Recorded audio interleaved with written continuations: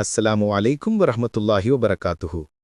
பிரியமான சகோதரர்களே, இன்று நாம் பேசப்போவது நம் அனைவரின் வாழ்விலும் மிக முக்கியமான, ஆனால் பல சமயங்களில் நாம் போதுமான அளவு முக்கியத்துவம் கொடுக்காத ஒரு விஷயத்தைப் பற்றி. நமது அண்டை வீட்டார் உறவுகளைப் பற்றித்தான் நான் உங்களிடம் சொல்ல விரும்புகிறேன். நமது மகிழ்ச்சியிலும் துக்கத்திலும் நமக்கு மிக அருகில் ஒரு ஆதரவாக இருக்க வேண்டியவர்கள்தான் அண்டை வீட்டார். அந்த உறவுக்கு இஸ்லாம் வழங்கும் முக்கியத்துவத்தை நாம் ஒவ்வொருவரும் புரிந்து கொள்ள வேண்டும். யோசித்துப் பாருங்கள். நம் வீட்டில் குழம்பு வைத்துக் கொண்டிருக்கும்போது ஒரு தக்காளியின் குறைவு ஏற்பட்டது அல்லது கொஞ்சம் உப்பு தீர்ந்துவிட்டது. இந்த ஒரு சிறிய தேவைக்காக நாம் யாரை முதலில் அணுகுவோம்? பக்கத்து வீட்டு அண்டை வீட்டாரை அல்லவா? அவர்கள் ஒரு தக்காளிக்காகவோ ஒரு ஸ்பூன் சர்க்கரைக்காகவோ நம் வீட்டிற்குள் வரும்போது நிறைந்த மனதுடன் மகிழ்ச்சியுடன் அதை கொடுக்க நம்மால் கழிய வேண்டும். இங்கே ஒன்றும் இல்லை என்று சொல்லி அவர்களை திருப்பி அனுப்பும் ஒரு நிலை நமக்கு ஏற்படக்கூடாது. ஏனென்றால் அந்த சிறிய கொடுக்கல் வாங்கல்கள் மூலமாகத்தான் அன்பு வளர்கிறது, பரஸ்பர நம்பிக்கை உருவாகிறது. நாளை ஒருவேளை இதே நிலை நமக்கும் வரலாம். அன்று நாம் அவர்களின் வீட்டிற்கு உதவி கேட்டுச் செல்லும்போது, அன்று நான் கேட்டபோது அவர்கள் தந்தார்களே, அதனால் எனக்கு நிச்சயமாக கிடைக்கும் என்ற ஒரு நம்பிக்கை நம் மனதில் இருக்கும். அந்த ஒரு தைரியத்தில் நாம் அங்கே செல்வோம், அவர்களும் நமக்கு உதவுவார்கள். இப்படி பரஸ்பரம் உதவியும் நேசித்தும் நலன் விசாரித்தும்தான் ஒரு நல்ல சமூகம் உருவாகிறது. இது வெறுமனே ஒரு சமூக நாகரிகம் மட்டுமல்ல, நமது நம்பிக்கையின், நமது ஈமானின் ஒரு பகுதி கூடியாகும். கருணையின் நிறைகுடமான நமது நபிகள் நாயகம் ஸல்லல்லாஹு அலைஹி வஸல்லம் அவர்கள் அண்டை வீட்டார் உறவுக்கு வழங்கிய முக்கியத்துவம் மிக வலிதானது. அவர்கள் போதித்தார்கள், அல்லாஹுவையும் இறுதி நாளையும் எவர் விசுவாசம் கொள்கிறாரோ அவர் தம் அண்டை வீட்டாருக்கு கண்ணியமளிக்கட்டும் வா. மற்றொரு ஹதீஸில் காணப்படுகிறது, அல்லாஹுவையும் இறுதி நாளையும் விசுவாசம் கொள்பவன் தன் அண்டை வீட்டாருக்கு தீங்கிழைக்க வேண்டாம். இந்த இரண்டு ஹதீஸ்களும் நமது விசுவாசத்தையும் அண்டை வீட்டார் உறவையும் எவ்வளவு வலுவாக இணைத்திருக்கின்றன என்று பாருங்கள். அண்டை வீட்டாருக்கு தொல்லை கொடுக்காமல் இருப்பது நமது விசுவாசத்தின் பரிபூரணத்தின் அடையாளமாகும். நபிகளாரின் பிரியமான தோழர்கள் இந்த விஷயத்திற்கு எவ்வளவு தூரம் முக்கியத்துவம் கொடுத்திருந்தார்கள் என்பதை வரலாறு நமக்கு கற்பிக்கிறது.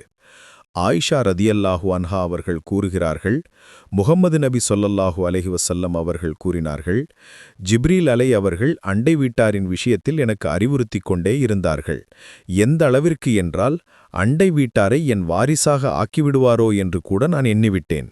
சற்று சிந்தித்து பாருங்கள் சகோதரர்களே, நமது சொத்தில் கூட அண்டை வீட்டாருக்கு உரிமை வழங்கப்பட்டுவிடுமோ என்று நபிகளார் எண்ணிவிட்டார்கள் என்றால் எவ்வளவு பெரிய முக்கியத்துவத்தை அல்லாஹ் அண்டை வீட்டாருக்கு வழங்குகிறான். குழம்பில் தண்ணீர் சேர்க்கச் சொல்வது அதன் சுவையை குறைப்பதற்காக அல்ல, மாறாக நமது குழம்பிலிருந்து ஒரு பங்கை அண்டை வீட்டாருக்கும் வழங்குவதற்கான அளவை அதிகப்படுத்துவதற்காகத்தான்.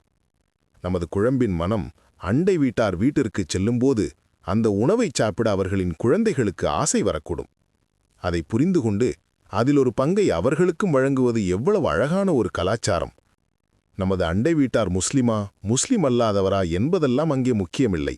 மனிதன் என்ற அடிப்படையில் அனைவருக்கும் உரிமைகள் உள்ளன. அண்டை வீட்டாருடனான நமது கடமைகள் வெறும் உப்பு மிளகாய் கொடுப்பதில் மட்டும் ஒதுங்குவதில்லை. அவர்களின் மகிழ்ச்சியில் அவர்களுடன் சேர்ந்து மகிழ்ச்சி அடையவும், அவர்களின் துக்கத்தில் அவர்களுக்கு ஆறுதல் கூறவும் நம்மால் கழிய வேண்டும். அவர்களுக்கு ஒரு நோய் வந்தால் சென்று நலம் விசாரிப்பது, ஒரு பயணம் சென்று வந்தால் நலம் விசாரிப்பது, நமது வீட்டில் ஒரு மகிழ்ச்சி ஏற்பட்டால் அதில் அவர்களையும் பங்கு சேர்ப்பது, இவையெல்லாம் தான் உண்மையான அண்டை வீட்டார் உறவாகும். நமது பேச்சாலோ செயலாலோ ஏன் நமது மனப்பான்மையால் கூட அவர்களுக்கு ஒரு சிரமம் ஏற்படக்கூடாது.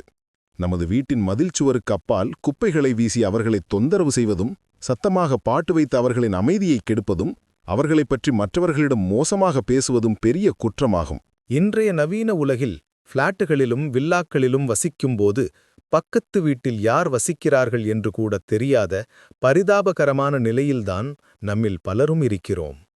அந்த நிலை மாற வேண்டும்.